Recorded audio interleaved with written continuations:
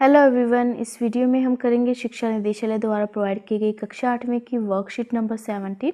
चलो शुरू करते बेटा। आज की वर्कशीट में हम धातु या धातु के बीच तुलना करेंगे, लेकिन रासायनिक गुणों के आधार पर। इससे पहले वाले 16 वर्कशीट में हमने भौतिक गुणों के आधार पर तुलना की थी।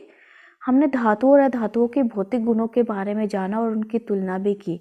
आज हम धातुओं एवं धातुओं के रासायनिक गुणों की तुलना करते हुए उन सभी की पुनरावृत्ति करेंगे, रिवीजन करेंगे। चलो शुरू करते हैं।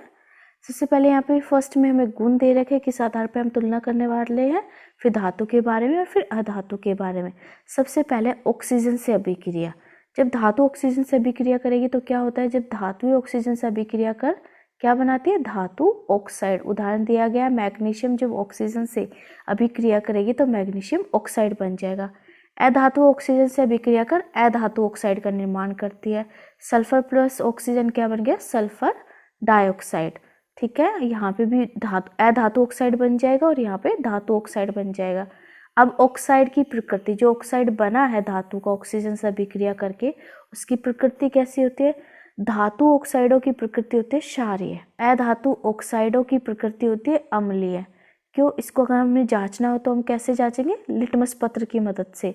धातु ऑक्साइड लाल लिटमस को नीला कर देते हैं और अधातु ऑक्साइड नीले लिटमस को लाल कर देते हैं। सबसे पहले जो भी धातु ऑक्साइड है हम उसे जल में घोलेंगे, उसका विलयन तैयार करेंगे और फिर लिटमस पत्र की मदद से उसे जांचेंगे। अगर वो लाल लिटमस को नीला कर देगा तो वो क्षारीय प्रवृत्ति का है, अगर वो नीले को लाल कर देगा तो वो अम्लीय प्रकृति का है। यहाँ पर भी हम अधातु ऑक्साइड को पहले जल में घोलेंगे और फिर जो विलयन तैयार होगा उसे हम चेक करेंगे लिटमस पत्र की मदद से। अगर वो लिटमस पत्र नीले से लाल हो गया तो जो अधातु ऑक्साइड उसकी प्रकृति कैसी होगी, अम्लीय। अब जल से अभिक्रिया, धातुएं जल से अभिक्रिया कर धातु हाइड्रोक्साइड और हाइड्रोजन गैस बनाते हैं। अधातुएं जल से अभिक्रिया ही नहीं करती। ठीक है, धातुएं अभिक्रिया करके क्या बनाएंगी, धातु हाइड्रोक्साइड और हाइड्रोजन गैस। अब अम्लों से अभिक्रिया, धातुएं अम्लों से अभिक्रिया कर लवण और हाइड्रोजन गैस बनाती है। क्या बनाती है, लवण और हाइड्रोजन गैस। और जो ये गैस है ये पॉप ध्वनि के साथ जलती है, हाइड्रोजन गैस।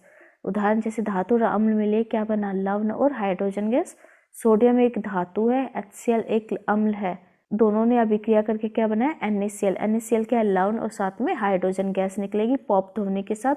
अधातु अम्ल से अभिक्रिया नहीं करती। क्षारों से अभिक्रिया, कुछ धातु क्षार से अभिक्रिया कर लवण और हाइड्रोजन गैस बनाती है, परंतु अधातु की क्षार से अभिक्रिया बहुत मुश्किल है, बहुत ही जटिल होती है। ठीक है, अब विस्थापन अभिक्रिया, ये भी हमने पढ़ा था, अब इसकी भी रिवीजन कर लेते हैं। जब किसी अधिक अभिक्रियाशील धातु को कम अभिक्रियाशील धातु के जलीय विलयन में रखा जाता है, तब अधिक अभिक्रियाशील धातु कम अभिक्रियाशील धातु को उसके जलीय विलयन में से विस्थापित कर देती है। जैसे जिंक को कॉपर सल्फेट के जलीय विलयन में रखने पर वह कॉपर को विस्थापित कर देती है। जैसे कॉपर सल्फेट ये नीले रंग का होता है, अगर हमने इसके विलयन में जिंक को रख दिया तो जिंक इस कॉपर को हटा देगा और जिंक सल्फेट बना देगा और कॉपर अलग हो जाएगा। तो यानी कि एक अधिक अभिक्रियाशील, जिंक ज़्यादा अभिक्रियाशील है, ये कम अभिक्रियाशील कॉपर को हटा के खुद उसके स्थान पर लग जाता है। इसी अभिक्रिया को विस्थापन अभिक्रिया कहा जाता है। अब यहाँ पे कुछ प्रश्न है बेटा वर्कशीट से रिलेटेड। पहला क्वेश्चन है, क्या होता है जब धातुएं अम्ल से अभिक्रिया करती है, इसका एक उदाहरण लिखिए। धातुएं अम्ल से अभिक्रिया करके क्या करती है, लवण और हाइड्रोजन गैस बनाती हैं। ठीक है, ये उदाहरण भी यहाँ दिया गया है। ये हो गया आंसर नंबर फर्स्ट। ठीक है, अब देखते हैं सेकंड क्वेश्चन। आप यह कैसे जांचेंगे कि धातु के ऑक्साइड की प्रकृति क्षारीय होती है। तो सबसे पहले हम क्या करेंगे, इस उत्तर में लिखेंगे उत्तर नंबर 2, धातु ऑक्साइड की प्रकृति क्षारीय होती है, ये हमें कैसे जांचेंगे। तो सबसे पहले धातु ऑक्साइड को जल में घोलकर उसका विलयन तैयार करेंगे, उसका विलयन तैयार करेंगे। ठीक है, फिर लिटमस पत्र से जांचेंगे, लिटमस पत्र से जांचेंगे।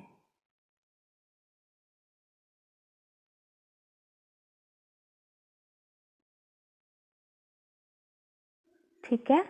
अगर लाल लिटमस को नीला कर देते हैं, इसके बाद आप लिखेंगे यहाँ से लाल लिटमस को नीला कर देते हैं, यदि लाल लिटमस को नीला कर देते हैं तो धातु ऑक्साइड की प्रकृति क्षारीय होगी। ठीक है, पहले नीचे वाली लाइन लिखेंगे, जांचेंगे के बाद यदि लाल लिटमस को नीला कर देते हैं तो धातु ऑक्साइड की प्रकृति क्षारीय होती है, ऐसे लिखेंगे आप। ठीक है, धातु ऑक्साइड को जल में घोलकर उसका विलयन तैयार करेंगे, फिर लिटमस पत्र से जांचेंगे, यदि लाल लिटमस को नीला कर देते हैं तो धातु ऑक्साइड की प्रकृति क्षारीय होती है।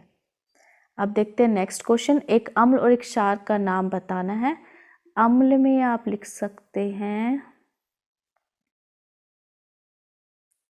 हाइड्रोक्लोरिक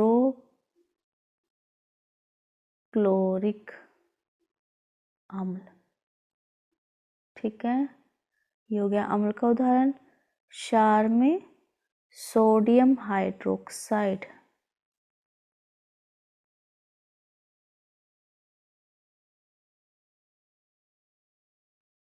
दोनों का एक एक उदाहरण लिख लेना बेटा। Sodium hydroxide. प्रश्न नंबर 4 है, वीडियो पॉज करके लिख लेना। रासायनिक गुणों के आधार पर धातु और अधातु में अंतर स्पष्ट कीजिए। तो जो ये पूरी टेबल है यही इस आंसर में आपको लिखनी है, आंसर नंबर 4 में।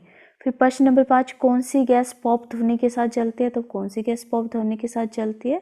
तो इस प्रश्न के उत्तर में आप लिखोगे हाइड्रोजन गैस पॉप ध्वनि के साथ जलती है। ठीक है, आंसर नंबर 5 हाइड्रोजन गैस।